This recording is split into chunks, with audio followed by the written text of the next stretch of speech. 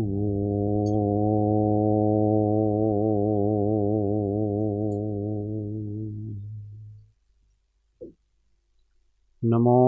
अरिहन्ताणं नमो सिद्धाणं नमो आयर्याणं नमो उवज्जायाणं नमो लोये सव्वसाहुणं तेसो पञ्चणमुकारो सव्वपावपणासण मङ्गलाणं च सव्वेसिं पडमं हवै मङ्गलम्।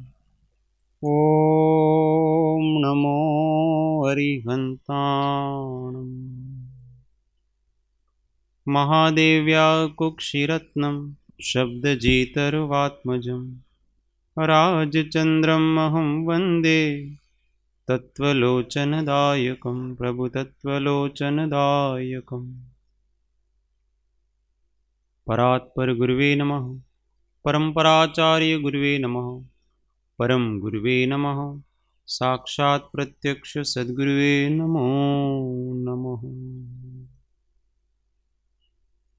अनंत अनंत भाव भेद थी भरेली भली अनंत अनंत नाय निक्षेपे व्याख्यानी छे सकळ जगत गीत कारिणी हारिणी मोह तारिणी भवाब्धि मोक्ष चारिणी प्रमाणी छे उपमा आप्यानी जेने तमारा खवीते व्यर्थ आपवाथी निज मति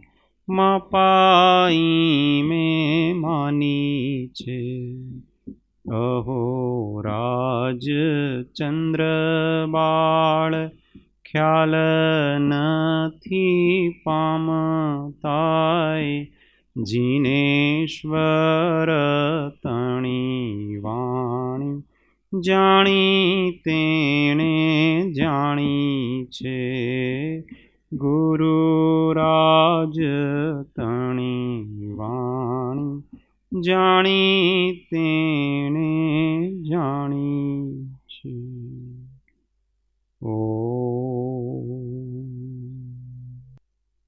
जय सद्गुरुवंदन। जय जय जय सद्गुरु।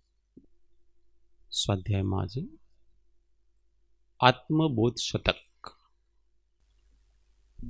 आज सकल दिगंबर जैन समाज में श्रुत पंचमी नो दिवस मनावे छे।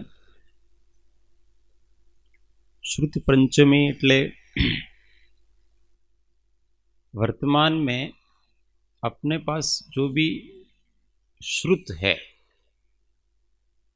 पूर्वाचार्यों का, उसको पुस्तकाकार लिख करके शास्त्रबद्ध हुआ आज, उसकी पूर्णाहुति का दिवस है। आज से लगभग 2500 वर्ष पहले महावीर भगवान साक्षात विराजमान थे। दिव्य ध्वनि के द्वारा उनका बोध मिलता था। उनके जाने के बाद उनके शिष्य गौतम स्वामी केवली हुए, उनसे बोध मिलता था। उनके जाने के बाद सुधर्मा स्वामी केवली हुए, उनसे बोध मिलता था। उनके जाने के बाद जम्बू स्वामी हुए, उनसे बोध मिलता था। इनके बाद केवली होना बंद हो गए। फिर श्रुत केवली हुए। संपूर्ण श्रुत को जो जानते हैं उसको श्रुत केवली कहते हैं। द्वादशांगी, द्वादशांगी ज्ञान बहुत बड़ा है। बहुत बड़ा मतलब कितना कि एक एक द्वादशांगी के 12 अंग है, उसमें एक एक अंग में हजारों हजारों पद हैं, हजारों लाखों करोड़ों पद हैं। और एक पद में,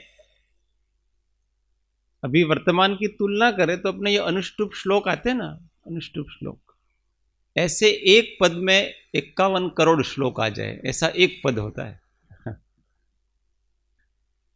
वर्तमान में जितना साहित्य अपने पास उपलब्ध है ना, वो किसी अंग के एक पद जितना भी नहीं है। जिसको हम किसी को आचार अंग कह देते हैं, किसी को, वो सब इसके एक अंग के पद के बराबर भी नहीं है। इतना द्वादशांगी का ज्ञान है। और वो ज्ञान पढ़कर के प्राप्त नहीं होता है कि मैं अभ्यास करके प्राप्त कर लूं। वो ज्ञान आत्मा की निर्मलता से होता है, विशुद्धि से होता है। तो श्रुत केवलियों तक, और इसके बाद फिर श्रुत केवली होना भी बंद हो गए। अंतिम श्रुत केवली भद्रबाहु स्वामी हुए।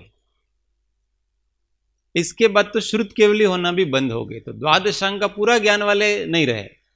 फिर 11 अंग 10 पूर्व, इसके ज्ञान वाले कुछ आचार्य, 10 आचार्य ऐसे। फिर 11 अंग 9 पूर्व, 8 पूर्व, 7 पूर्व ऐसे हुए। ऐसा करते करते घटते घटते घटते घटते एक अंग के ज्ञान वाले भी नहीं रहे। और वहां तक ये श्रुत की जो परंपरा थी तो वो मौखिक थी, लिखित नहीं थी। कोई भी शास्त्र लिखा नहीं जाता था। तो ये जब एक अंग का ज्ञान भी घट गया, कम हो गया, उस समय बड़े 2 आचार्य हुए। एक का गुणधर आचार्य, एक धरसेन आचार्य, ऐसे 2 आचार्य बड़े हुए। उनको कितना ज्ञान था? तो जो गुणधर आचार्य थे ना, उनको 11 अंग का अंतिम जो अंग है दृष्टिवाद, उसके 5 भाग हैं। परिकर्म, सूत्र, प्रथमानुयोग, चुलिका और पूर्व, ऐसे उसके 5 भाग हैं।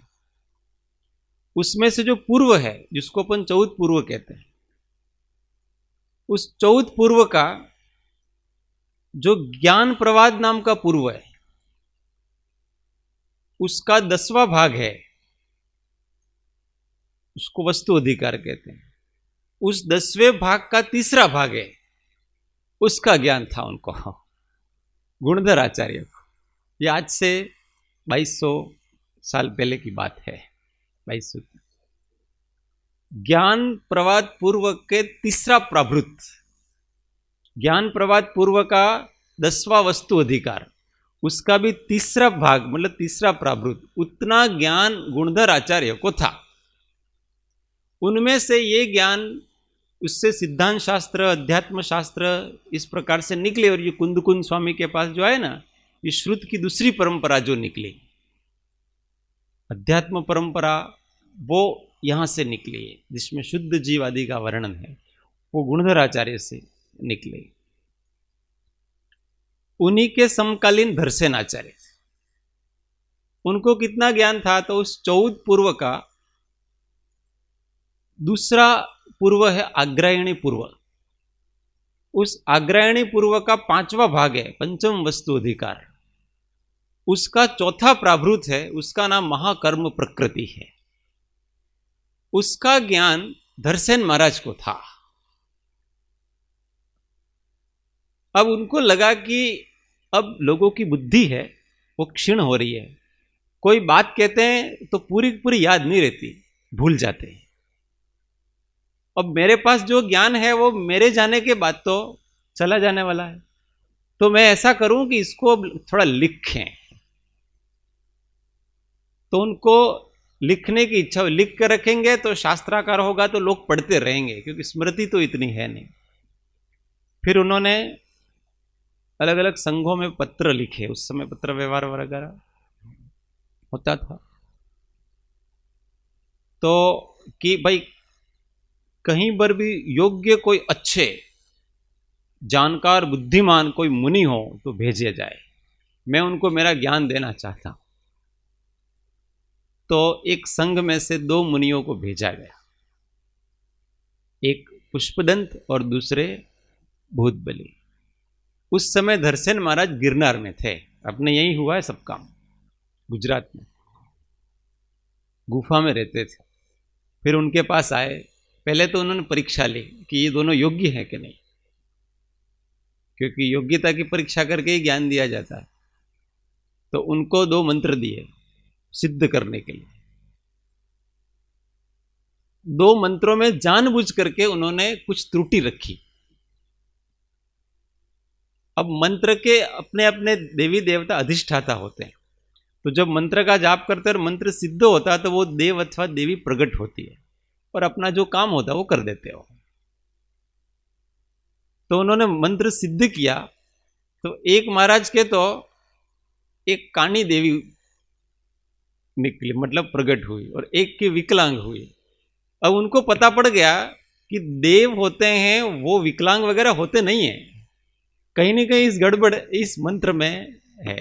फिर वो आचार्य महाराज के पास गए, उन्होंने कहा कि महाराज ये मंत्र गड़बड़ है थोड़ा, क्योंकि हमको जो सिद्धि देवी की हुई वो देवी देवता ऐसे होते नहीं है, वो तो पूर्णांग होते हैं, अल्पांग होते नहीं है। तो महाराज ने देखा कि ये बराबर परफेक्ट व्यक्ति है, इनको ज्ञान दे सकते हैं। फिर उन्होंने उनको अपना सारा ज्ञान दिया, जितना भी सिद्धांत में जो भी कौन सा जीव और कर्म, इन दोनों के मिलने से जो अवस्थाएं बनती हैं, उनको गुण स्थान, मार्गणा स्थान, ये अलग, ये ज्ञान है, जीव स्थान वगैरह, इसका ज्ञान है वो उन दोनों को दिया।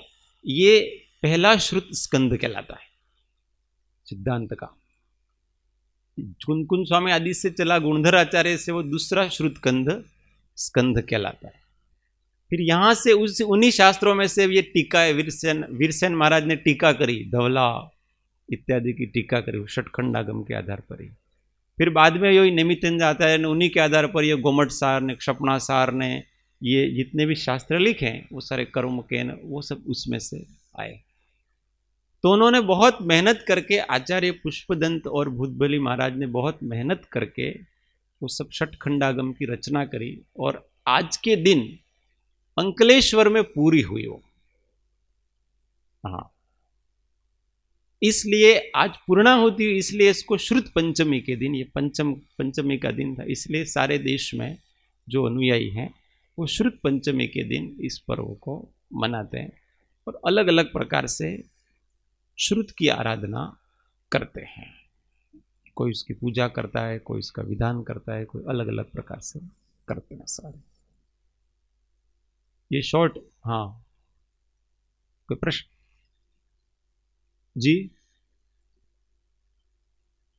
हाँ, वो सब ज्ञान लुप्त हो गया है द्वादशांगी के साथ, बाकी का जितना ज्ञान है वो सब लुप्त हो गया है, पर फिर भी प्रयोजनभूत ज्ञान है।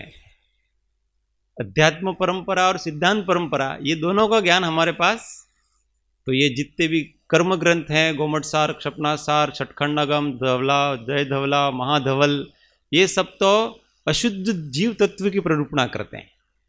और समय सार, प्रवचन सार, पंचास्तिकाय, अष्टपाहुड़, नियम सार, और भी जितने कार्तिकेय, अनुप्रेक्षालोक, कुछ भी, ये सारे के सारे शुद्ध जीव तत्व का वर्णन करते हैं। और हमको क्या चाहिए?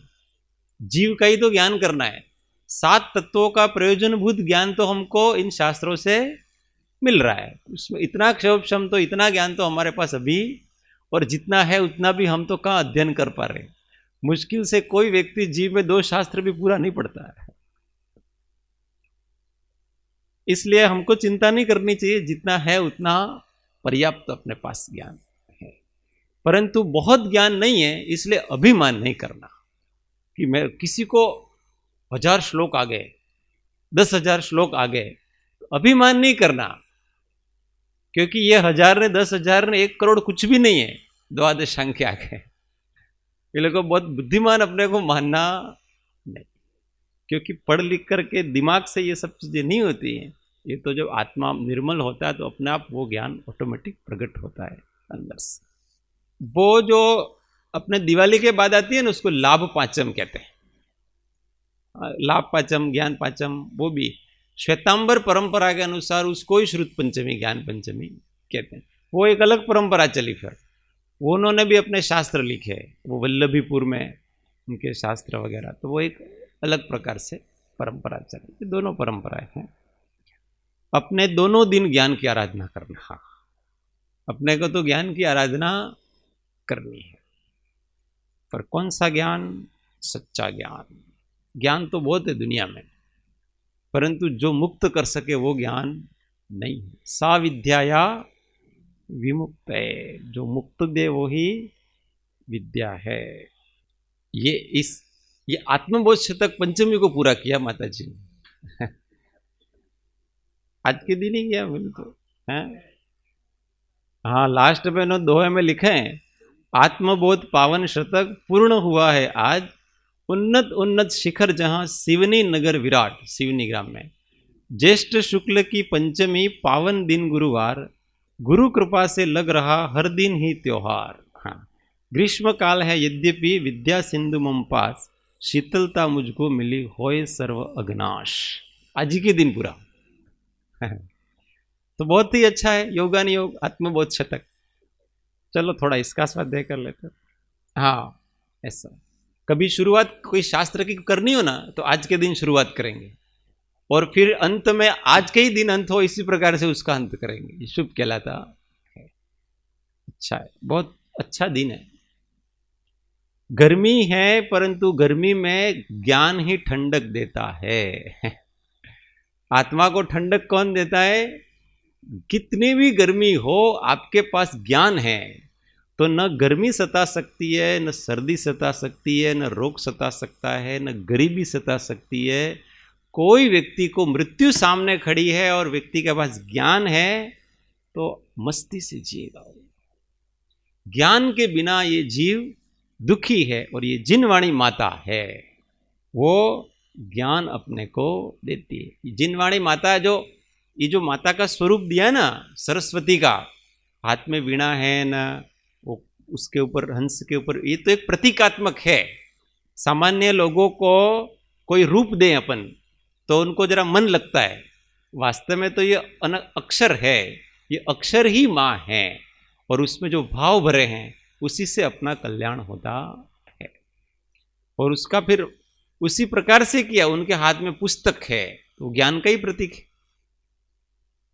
उसने श्वेत धवल वस्त्र पहन रखे हैं तो वो जो भी ज्ञान की आराधना करता है उसका अंतःकरण शुद्ध होता है, वो बताता है।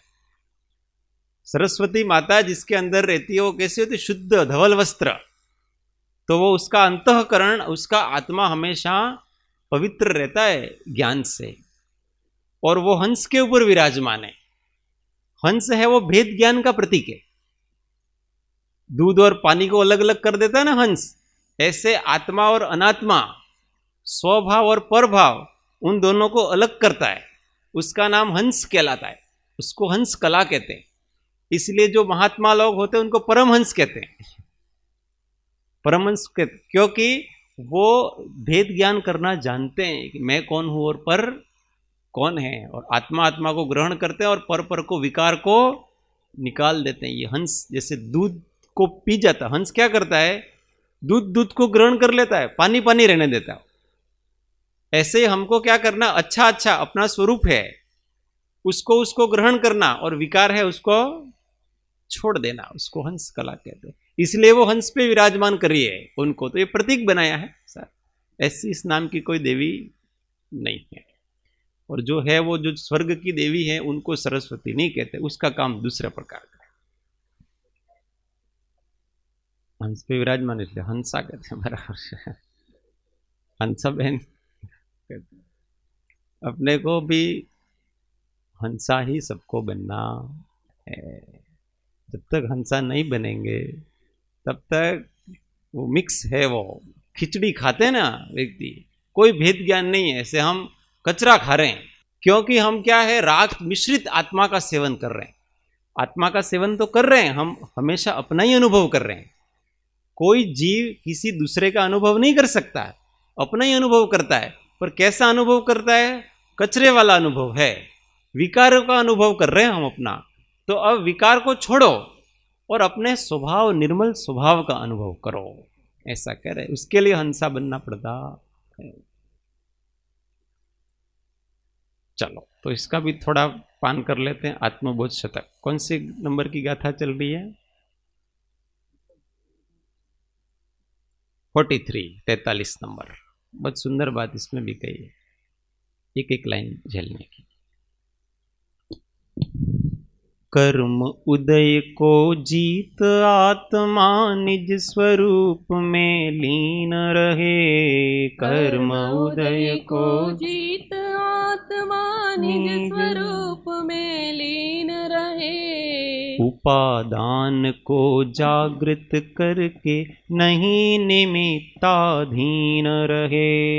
उपादान को जागृत करके नहीं निमित्ताधीन रहे। राग द्वेष भावों को तज कर नूतन कर्म विलीन करें। राग द्वेष भावों को तज कर नूतन कर्म विलीन करें। जिनवर कहते विजित मनावह मुक्ति रमा को शीघ्र वरे। जिनवर कहते विजित मनावह मुक्ति रमा को शीघ्र वरे। कर्म उदय को जीत आत्मा निज स्वरूप में लीन रहे। उपादान को जागृत करके नहीं निमित्ताधीन रहे। राग द्वेष भावों को तज कर नूतन कर्म विलीन करें। राग द्वेष भावों को तज कर नूतन कर्म विलीन करें। जिनवर कहते विजित मनावह मुक्ति रमा को शीघ्र वरे। जिनवर कहते विजित मनावह मुक्ति रमा को शीघ्र वरे। क्या कह रहे हैं माता जी? कर्म उदय को जीत आत्मा निज स्वरूप में लीन रहे। कर्म के उदय को जीत कर यह आत्मा निज स्वरूप में लीन रहता है। कर्म उदय को जीत, कर्म के उदय को जीतना है। जीते तो निज स्वरूप में लीन रहे, जीते नहीं तो निज स्वरूप में नहीं रहे। दोनों प्रकार के कर्म, शुभ कर्म अशुभ कर्म, दोनों को जीतना पड़ता है। जीतना किसे कहेंगे? यस, कर्म के वश नहीं होना, कर्म के प्रभाव में नहीं आना, समता परिणाम में रहना, निष्प्रभावी। अब कल्पना करो, अच्छा किसी को बुखार आया, कौन से कर्म का उदय आया? असाता कर्म का उदय आया। अब उसको जीतना है तो क्या करेगा? जीतने के लिए क्या करेंगे? हाँ, अच्छा, और दवाई लेगा कि नहीं लेगा? दवाई लेगा कि नहीं लेगा? तो ये समझना चीज, कर्म को जीतना क्या कहते हैं? सबसे पहले कर्म उदय आया है, उसके प्रति कोई भी प्रतिक्रिया नहीं होती है तो आपने उसको पूर्ण जीत लिया है।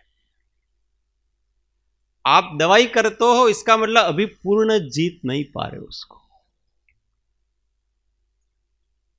क्योंकि परिपूर्ण वितरागता है, समता भाव है। आया है क्या है?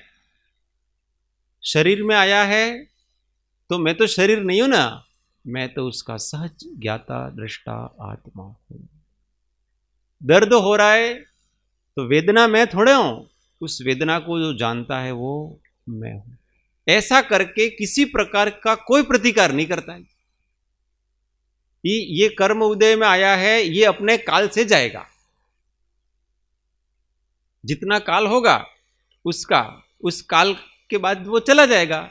उस काल तक मुझे क्या करना है? मुझे तो अपने स्वभाव में रहना है। इसका नाम होता है उदय जीतना। कर्म को जीतना इसका नाम है। और हम प्रतिक्रिया जब करते हैं, इसका मतलब हम उसको पूरी तरह से सहन नहीं कर पा रहे। कोई भी प्रतिकार होता है ना, प्रतिकार का अर्थ यह होता है कि हम उसको पूरी तरह से समता भाव में नहीं रह पा रहे हैं, इसलिए उसको योग्य साधन से थोड़ा ठीक हो तो अच्छा है, इतना सहन होता नहीं है। तो क्या करता है व्यक्ति? अब दूसरी स्टेज वाला, ये पहली स्टेज वाला है। पहली स्टेज वाले ने पूरी तरह से कर्म को जीत लिया है, अब नया बंद जरा भी नहीं होने दे रहा हो, ये पूरा कर्म जीता। पर उसके नीचे की भूमिका वाला है, वो क्या करता है कि पूरी तरह से नहीं जीत पा रहा है, शक्ति कम है उसकी सहन करने की, समता में रहने की। तो फिर वो क्या करता है कि योग्य रीति से अगर उसका कुछ उपाय हो तो वो करता है, और वो भी शांति से करता है, व्यग्रता से नहीं करता है। कि भाई ऐसा कोई आपके पास दवाई हो कि जो हिंसक नहीं, दूसरे प्राणियों को मार करके वो नहीं बनाई हो, फर्स्ट बात, अभक्ष नहीं हो, जो पदार्थ अभक्ष होते हैं वो उसमें नहीं मिले हो, ऐसी कोई आपके पास दवाई हो तो आप मुझे दीजिए, क्योंकि अब ये मेरे से सहन नहीं हो रहा है। ऐसा शांति से वो उसकी मांग, वो भी दूसरे को समझाएंगे तो करेगा कि भाई अब तो लो, बहुत हो गया है, ऐसा तो वो करता है, ऐसा प्रतिकार उसके। परंतु फिर भी वो इतना ध्यान रखता है कि ये दवाई तो मैंने ली है, पर इस दवाई से ठीक होगा ऐसी अपेक्षा नहीं रखता हो, क्योंकि जैसे ही अपेक्षा रखी वापस व्याकुलता पास आ जाती है उसकी, और दवाई जल्दी जल्दी मिल जाए इसकी व्यग्रता भी नहीं है उसको कि भाई अभी तक क्या किया मैंने, तो आपको 2 दिन से फोन कर रखा है, अभी तक आपने वो दवाई भेजी नहीं, ऐसा नहीं उसके। मैंने एक बार उनको कहा है, अब मेरे प्रारब्ध में जिस समय होगी उस समय वो मेरे टेबल पे आएगी, नहीं होगी तो नहीं, इतनी शांति उसके पास है। ये दूसरी स्थिति वाला है व्यक्ति, इसने भी कर्मों को कितना जीत लिया है? 90% जीत लिया है इस व्यक्ति ने। क्यों? क्योंकि उसने केवल एक बार कहा है मात्र कि हो सके तो कोई निरामिष हो तो हमको देना, और वो भी आपकी अनुकूलता हो तो देना, नहीं तो ठीक है, मैं तो ठीक हूं। इसने भी 90% कर्म को जीत लिया है। और फिर जो बहुत अधिक आकुल व्याकुल हो रहा है वगैरह, इसने कर्म को जीता नहीं है। सब कुछ कर करके कहता है कि मैं तो घनी समता राखी। कहां समता रखी आपने? जो करना, जितना प्रतिकार करना पड़ता है वो सारा प्रतिकार आपने किया, और इसके बाद का तो आ भाई तो चलो घनी समता राखी। काहे की समता रखी उसने? कुछ भी चीज उसने छोड़ी नहीं है। जिस जिस प्रकार से उसका इलाज होना चाहिए, जो दवाई भक्ष ने अभक्ष क्या ने, रात को भी खाना पड़े तो खाएगा उसके लिए, ने कुछ भी करना पड़े तो करेगा वो। और फिर कहते घनी समता राखी। भाई काहे की समता रखी? समता को ऐसे बाजार में थोड़ी मिलती है। आपके परिणाम तो निरंतर उस व्याकुल ही हो रहे हैं, और उस बीमारी को मिटाने के लिए आप कुछ भी करने को तैयार हो, उसका नाम समता परिणाम नहीं होता है। समता परिणाम तो आप अपना जैसा उदय आया है उसको जहां तक हो सके बिना व्यग्रता से, शांति से उसको भोगो। बहुत अधिक हाय हाय हाय हाय नहीं करना किसी के। हो रहा है ना, इलाज करने वाले कर रहे हैं, होना होगा तो होगा, नहीं होगा तो नहीं होगा, क्या दिक्कत है आपको? और इलाज करने से भी थोड़ी हो जाएगा, वो तो होता ही नहीं है। आज कोरोना वाले सबके इलाज करते हैं, कोई मर रहा है, कोई बिना इलाज के जी रहा है।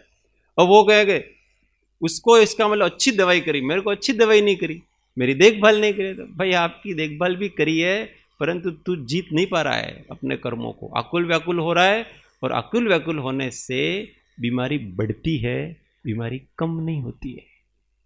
ये ध्यान रखना। असाता का जो साता है वो भी असाता रूप में कन्वर्ट होता है, संक्रमण होता है। असाता के समय व्याकुल होते हैं तो जो साता होगी ना, वो भी असाता में कन्वर्ट हो जाएगी, संक्रमण होगा, और नया असाता का बंध भी होता है, क्योंकि सूत्र तो ऐसा ही है, दुख शोक ताप आक्रंदन वध परिवेदन।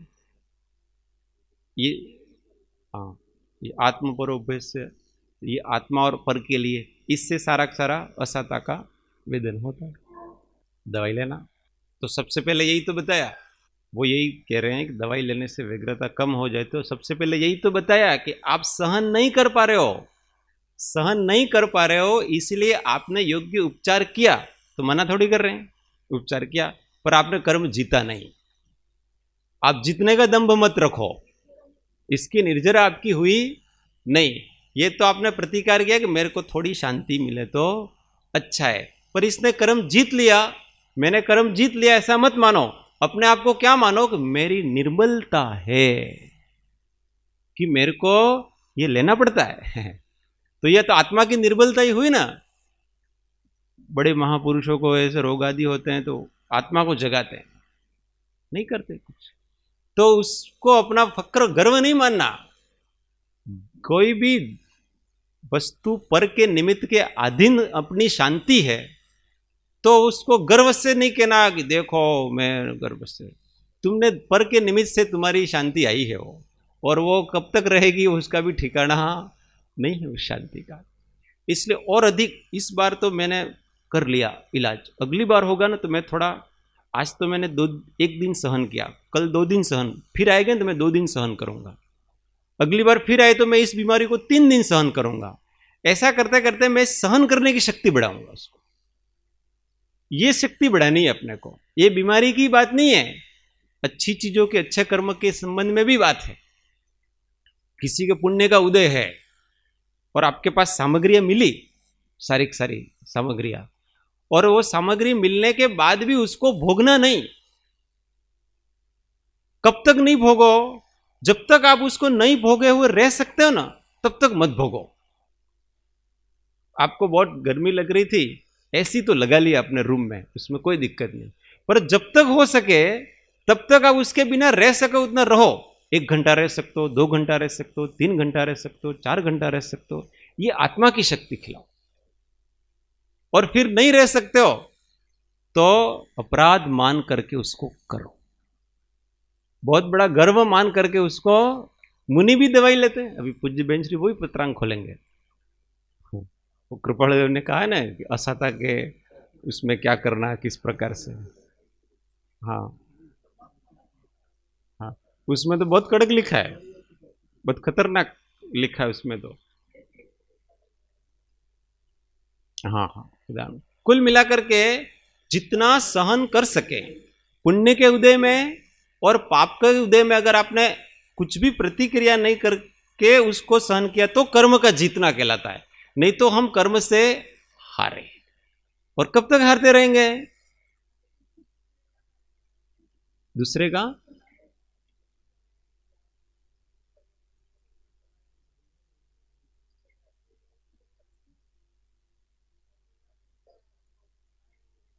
समता नाम उसका है, आप शांति को समझ नहीं पा रहे हो। देखो इसको शांति कहते ही नहीं है अपन, कि आप तो व्याकुल हो रहे हो ना, तो व्याकुल हो रहे हो तो जीत कहां रहे हो आप? तो आप नहीं जीत रहे हो तो दवाई लो ना, इसमें दिक्कत क्या है? मना किसने किया है उसको? हाँ, तो वही कह रहे हैं, व्याकुलता मिट जाती है तो कहां से मिटी, कैसे मिटी? वो पर के निमित्त से मिटी है आपकी व्याकुलता, ऐसा। तो वो जीता नहीं, क्या किया आपने? वो तो केवल उस संबंधी, ये तो व्याकुलता तो ऐसे मिटती है, किसी को मिठाई खाने की इच्छा है और नहीं खाने मिल रही है, अभी आजकल किसी को पिज्जा खाने नहीं मिल रही है, बाजार बंद है ना, बहुत व्याकुल हो रहे हैं, मेरे को होटल में जाने ही नहीं मिल रहा है, और आपको जाने मिल गया, आपने होटल में जाके भोजन कर लिया तो आपकी व्याकुलता मिट गई। उससे कौन सा बड़ा काम कर दिया बताओ? ये तो भोग की इच्छा थी और भोग की इच्छा पूरी हुई, और भोग की इच्छा पूरी होने के बाद आपकी वो व्याकुलता मिट जाती है। उसी प्रकार से बीमारी थी, आपको सहन नहीं हो पा रहा था क्योंकि अनिष्ट संयोग है, अब ये कब जाए ऐसी आकुलता थी, आपने दवाई ले ली और आपका उदय काल पूरा हो गया उसके निमित्त से, और वो दवाई, वो बीमारी चली गई, वो आकुलता खत्म हो गई, वो इच्छा पूरी हो गई आपकी बीमारी निकालने की, और उस इच्छा से आपका वो हुआ है। तो वो तो कोई कर्म का जीतना होता। मोक्ष मार्ग प्रकाशक में लिखा है, ऐसा है वस्तु का। मोक्ष मार्ग प्रकाशक में ऐसा लिखा है ना कि जीव हमेशा सुख की प्राप्ति का उपाय करता है, पर उसके साधन बाहर से ढूंढ करके क्षणिक सुख प्राप्त कर लेता है, तो वो सुख है उसको प्राप्त नहीं हुआ। इसमें यही मुख्य बात है। तो हम कुछ भी उपाय करके बाहर का सुख प्राप्त कर लेते हैं तो उसको अपनी नपुंसकता समझना। ये मोक्ष मार्ग बहुत कड़क है कि मैं नपुंसक व्यक्ति हूं, कि मैं इतना ही सहन नहीं कर पा रहा हूं कि मेरे को सिर दर्द हो रहा है तो हो ना, इसमें क्या दिक्कत है, होना हो तो हो, मेरा काम अटकेगा नहीं, वो दर्द दिमाग में हो रहा है, आत्मा में थोड़ी हो रहा है। ऐसा करके महापुरुष तो उसको सहन करते हैं और अपना काम करते जाते हैं, और वो जब तक उसका उदय काल पूरा हुआ वो तो अपने आप चला जाता है। परंतु अगर अपन नहीं सहन कर पा रहे हैं तो कोई बात नहीं, आप योग्य प्रतिकार करो, पर मैंने बहुत क्षमता रखी ऐसा दंभ मत भरो। मेरे कहने का अर्थ ये, ऐसा दंभ भरने की आवश्यकता, अपने आप को क्या मानो कि मैं निर्बल व्यक्ति हूं, अभी मेरे को बहुत कुछ करना, इसलिए भगवान के ऐसे जो बड़े पुरुषों के शरण में जाना, प्रार्थना करना, आप बड़े व्यक्ति हैं, उनके प्रति भक्ति बढ़ाना, तो आप कैसे कर लेते हैं ये सारी चीज, ये होती है, ये साधक बना। अभी ये चर्चा नहीं थी उसके अनुसंधान में, ये अब बहुत दूर की बात नहीं, अपने को ये होता कि इस काल में हिंद सहनन है इसलिए नहीं होता है ऐसा, पर इस काल में इसी वर्ष में ऐसे 3-4 उदाहरण हुए। जैसे एक वासुपूज्य सागर महाराज थे, बहुत बड़े आचार्य और बहुत आध्यात्मिक संत थे वो, और एक जंगल वाले बाबा के नाम से प्रसिद्ध महाराज, हाँ उनके तो संलेखना देखिए अपने। हाँ, तो उनको, उन दोनों को कैंसर हुआ था और लगभग उसी समय में दोनों को एक साथ ही हुआ था, पर दोनों ने इतनी क्षमता रखी। और वासुपूज्य सागर जी महाराज थे, कभी भी औषधि नहीं लेते तो भी उनके सामने जो बनी हो ऐसी निर्दोष औषधि लेते। आयुर्वेद में भी जो बाहर से आई वो नहीं लेते, उनके सामने जो बनी हुई हो ऐसी औषधि वो लेते। इस कारण उन्होंने किसी प्रकार की औषधि नहीं ली, उनका कैंसर ऐसा डायग्नोज हुआ तो। और उसके बाद उन्होंने इतने समतापूर्वक परिणाम छोड़े, और उन्होंने संलेखना, गुप्त संलेखना ली और उनकी डायरी में लिख दिया था, लेकिन वो पहले किसी को नहीं पता था, संलेखना के बाद पता चला। और गुप्त संलेखना उन्होंने इसलिए ली कि मेरे पास अगर मैं संलेखना घोषित कर दूं तो बहुत सारे लोग आएंगे और फिर मेरी समाधि बिगड़ जाएगी, मेरे अंतरंग परिणाम नहीं रहेंगे, अंतर्मुक्ता नहीं रहेगी। ऐसा करके इस काल में भी, मतलब चतुर्थ काल में भी ऐसी साधना नहीं कर सकते, ऐसे साधु वर्तमान में भी हैं। बराबर। वैसे ही जंगलवाल बाबा ने भी बहुत क्षमता रखी। ऐसे ही अपने सुनील सागर जी महाराज जी संग में अपने सब परिचित है, सुदृढ़मती माता जी। हाँ, वो अब जब गिरनार की यात्रा में गए तो गिरनार में ही उनको बहुत लंबा विहार हुआ, और उसके बाद वो थायराइड के पेशेंट है, तो उनको मतलब जो थायराइड लो हो जाता है ना वो है उनको, तो उसमें ऐसा होता है कि जब थायराइड ग्लैंड बहुत बढ़ जाती है उसके कारण उसका स्राव उनके बहुत बढ़ता है, तो शरीर में प्रॉब्लम होती है और वजन घट जाता है। तो उनको डॉक्टर ने, सभी वैद्यों ने ऐसा कह दिया कि थायराइड ग्लैंड कट करनी पड़ेगी और मिनी सर्जरी आपको करनी ही पड़ेगी ऐसा। फिर आचार्य श्री ने भी आज्ञा दे दी, तो भी माता जी दृढ़ रहे और उन्होंने नहीं करवाई। और ऐसी ही अवस्था में पूरा विहार करके राजस्थान भी गए, और धीमे धीमे और वो यहाँ बीच में इधर आए थे, गांधीनगर गए थे, उस समय वो बहुत अस्वस्थ थे। तो उस समय में भी उन्होंने उनकी चर्या, उनका विहार, किसी भी वस्तु को रोका नहीं उस बीमारी के समय में। और फिर धीरे धीरे अब सब सामान्य भी हो गया, केवल अपना साधना की। और ऐसा नहीं, कभी कुछ कष्ट होता है तो मुझे बहुत दुख रहा है, मुझे बहुत तकलीफ हो रही है, ऐसा बोलने में आ जाता है, लेकिन अंदर की श्रद्धा दृढ़ता रखने से टूटती नहीं है। तो जो श्रद्धा है ना, वो ही मैं आत्मा को जान रहा हूँ और देह से भिन्न हूँ, उसको दृढ़ करवाता है ऐसे समय में। इसलिए बहुत हाई वाई हो रही है ये करके दवाई नहीं ले लेनी चाहिए, श्रद्धा को पकड़ के रखना चाहिए। शरीर में कुछ हो रहा है, वचन में कुछ बोलने में आ जाता है, या मेरे को थोड़ा पैर दबा दो, मुझे ऐसा कर दो, ऐसा कहने में आ जाता है, तो उसमें दिक्कत नहीं है। अपन क्या ऐसा हाई वाई करना, वो अशांति है यूं समझ लेते हैं, इसलिए दृढ़ता नहीं रख पाते हैं। वो कष्ट अलग चीज होती है, दुख अलग होता है। देखो व्यक्ति को, फिर उनको है ना भैया जी, उनको दाहोद में ही दाढ़ का प्रॉब्लम हुआ, तो सुदृढ़मती माता जी को ऐसी अवस्था में एक तरफ उनको टाइफाइड हो गया, दाढ़ में बहुत दर्द हो गया, तो इतना मुंह पूरा सूज गया। ऐसे समय में भी डॉक्टर ने कहा कि दाढ़ निकलवा दो तो ठीक हो जाएगा, पर उन्होंने नहीं किया, वो सहन किया। और उसी समय टाइफाइड और दाढ़ का दर्द और थायराइड की प्रॉब्लम, तीन प्रॉब्लम एक साथ, और आज भी वो बहुत अच्छे स्वस्थ हैं, स्व पर कल्याण कर रहे हैं। तो ये सब वर्तमान के उदाहरण हैं, अपनी उम्र के लोगों के उदाहरण हैं, और बहुत पढ़े लिखे, स्वयं इंजीनियर थे, एमटेक किए हुए हैं। तो ऐसे लोग भी आज ऐसी साधना कर रहे हैं। तो जब हम थोड़ा कष्ट हमको होता है तो हम ऐसे लोगों का स्मरण करते हैं वर्तमान में जो है उनका, तो फिर हमको भी वो दृढ़ता में क्षमता आती है। पर जब हमारे सामने ऐसे उदाहरण नहीं होते हैं तो हम भी नहीं रख पाते। आदर्श हमेशा इसलिए वर्तमान का रखना चाहिए हमको। हाँ, यथा नाम तथा गुण, अपने भी अलका दीदी ने बहुत समतर रखी, उनको थायराइड हुआ था। कितने कितने महीने रखे?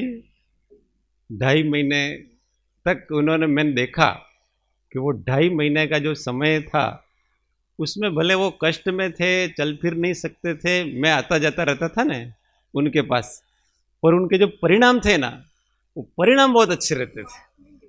वो परिणाम उन 2.5 महीने में जो परिणाम उनके थे ना, वो आज भी नहीं रख सकते। परंतु क्या है कि हर एक व्यक्ति को साधने के लिए अपना एक परिवेश होना चाहिए। आज वो किसी संघ में होते हैं ना, इसी को जीत लेते पूरी तरह से।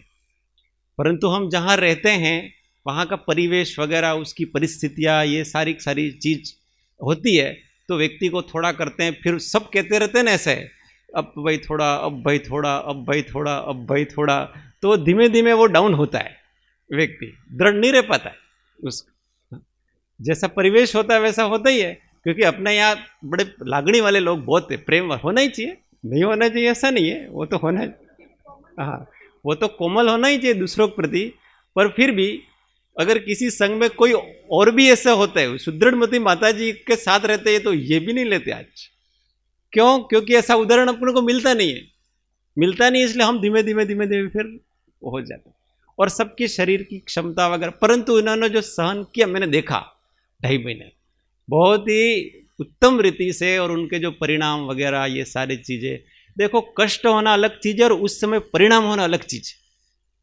किसी को बहुत कष्ट हो रहा है, परंतु उसके श्रद्धान के कारण से उसके परिणामों में बहुत निर्मलता है, उसको जो सहन करने की इतनी खुशी है, इतना आनंद है कि आप उसके आनंद को आप नहीं पहचान सकते, वो खुद व्यक्ति पहचान सकता है कि भले उसका शरीर तप रहा है, कि कमजोरी आ रही है, कि 2 जने उठा रहे हैं, कोई खाना भी अच्छा नहीं लग रहा है, सब हो रहा है, पर फिर भी उसको इस बात की है कि इस चीज को मैं सहन कर रहा हूं, और ये कर्म का उदय है, मुझे समता रखनी है। इन भावों से वो हमेशा प्रसन्न रहता है अंदर से, और ये कर्म निर्जरा कराती, ये भावना है वो कर्म निर्जरा कराती।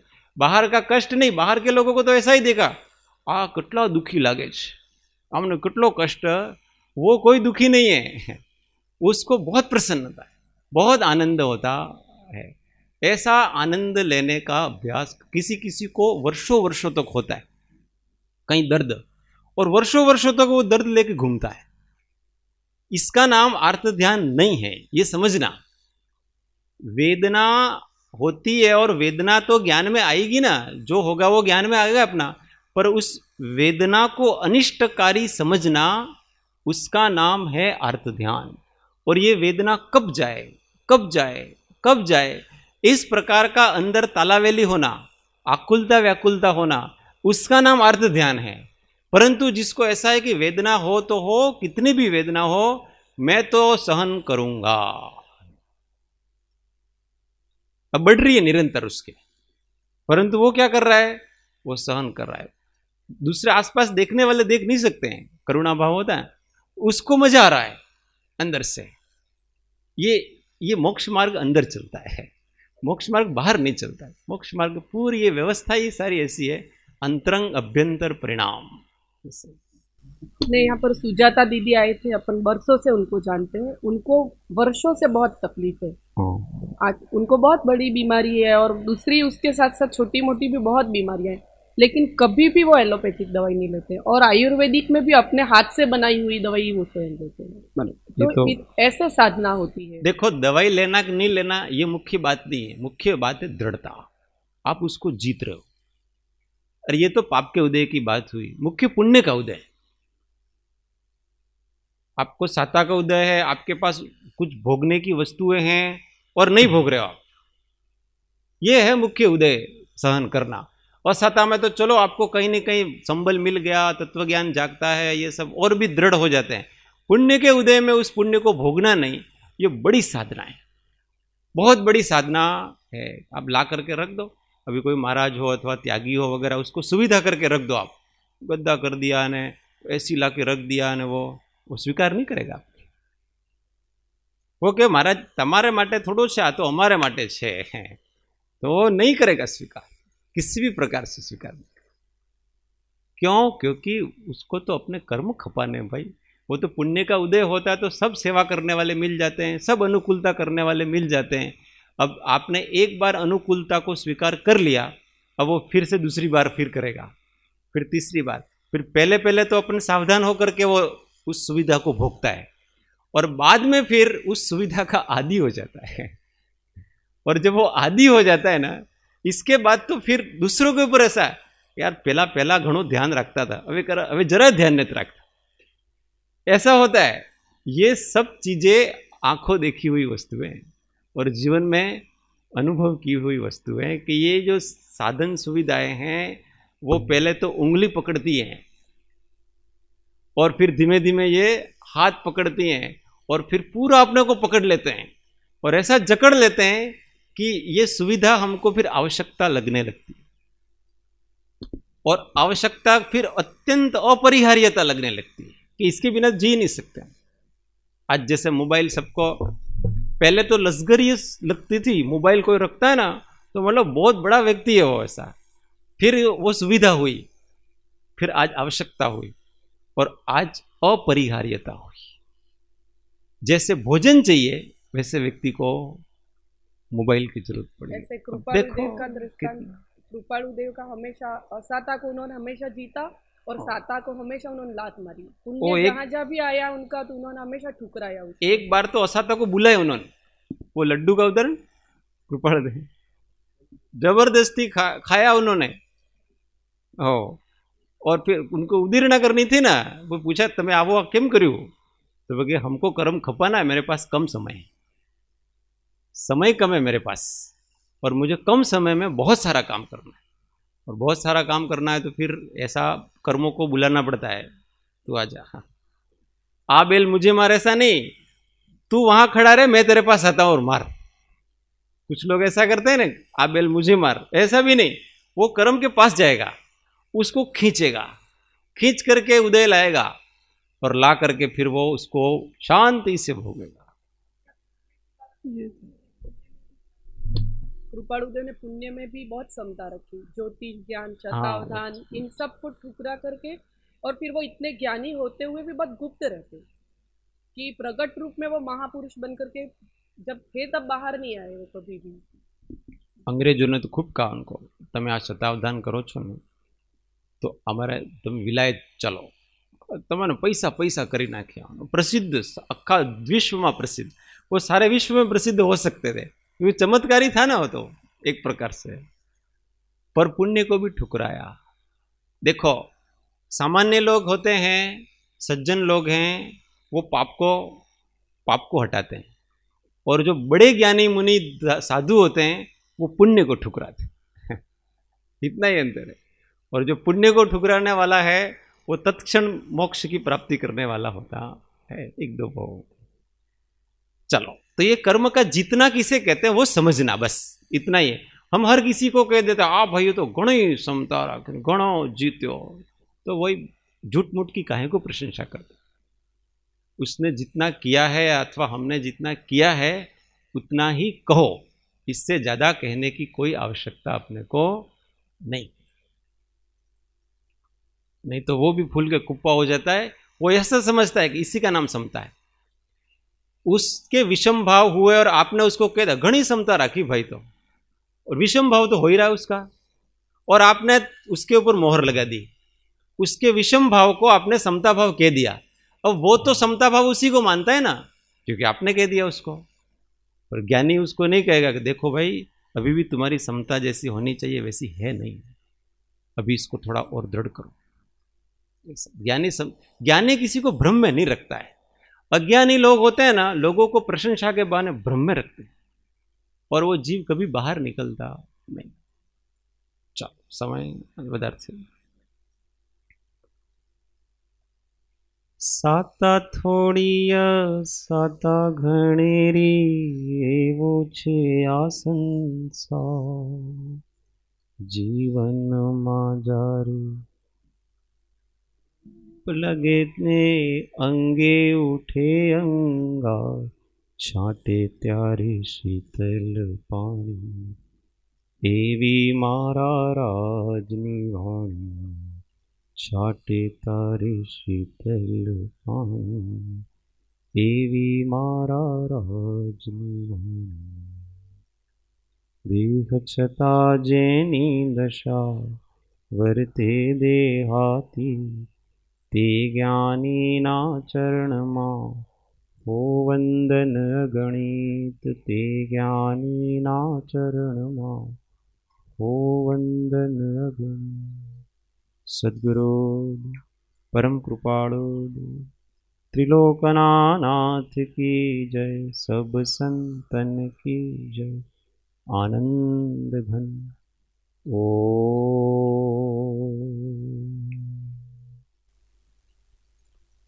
एक मिनट मौन, आत्म अनुसंधान।